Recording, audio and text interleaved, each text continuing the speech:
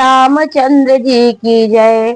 देखिए रामचंद्र जी के वियोग की भविष्य सोच करके, उनके वन गमन के सोच के राजा वो नहीं मान रही थी कैकेयी, तो राजा इतने व्याकुल हो गए कि वो मछली की तरह तड़पने लगे और अपना शरीर शुद्ध बुद्ध खो बैठे और राम राम कह के वो धरती पे गिर पड़े।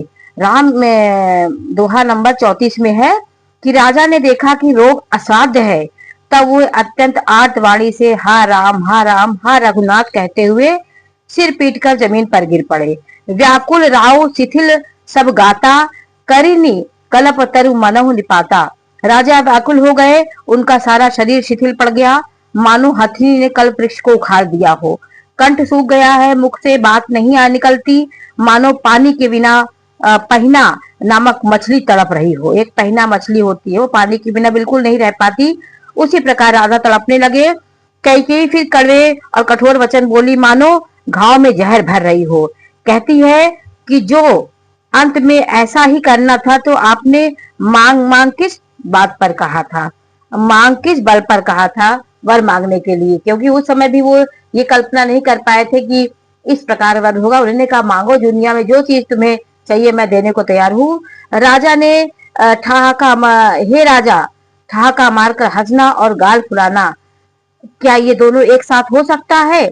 दुई की होई एक समय भुआलू, हंसब ठठाए फुलाओ बुगालू। दान कहाओ अरु कृप नारी, अनाई होई की खेम कुशल रौताई। हे राजा, ठहाका मारकर हंसना और गाल फुलाना, क्या ये दोनों एक साथ हो सकते हैं? दानी भी कहाना और कंजूसी भी करना। क्या राजपूती में क्षेम कुशल भी रह सकता है? लड़ाई में बहादुरी भी दिखावे और कहीं चोट भी ना आए, ये कैसे हो सकता है? उसने ये सब उदाहरण देखा कि दोनों चीज एक साथ नहीं हो सकती। आप अपनी मर्यादा भी नहीं तोड़ना चाहते हैं, राम वनवास भी नहीं चाहे, इस प्रकार की दुविधा की स्थिति आप क्यों कर रहे हैं? आप सत्य बोलिए कि जो आपने वचन दिया वो देंगे कि नहीं, या तो वचन प्रतिज्ञा को छोड़ दीजिए या धैर्य धारण कीजिए। यो आशा है स्त्री की भांति रोइए पीटिए नहीं। सत्यव्रती के लिए तो शरीर, स्त्री, पुत्र, धन और पृथ्वी सब तिनके के बराबर कहे गए हैं।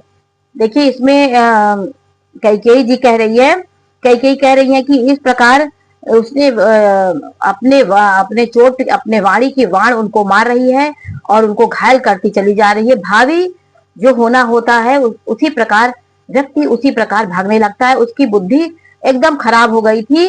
वो जब तक विनाश नहीं हो जाता है, जब तक अनर्थ नहीं हो जाता है, तब तक व्यक्ति पागल हुआ रहता है।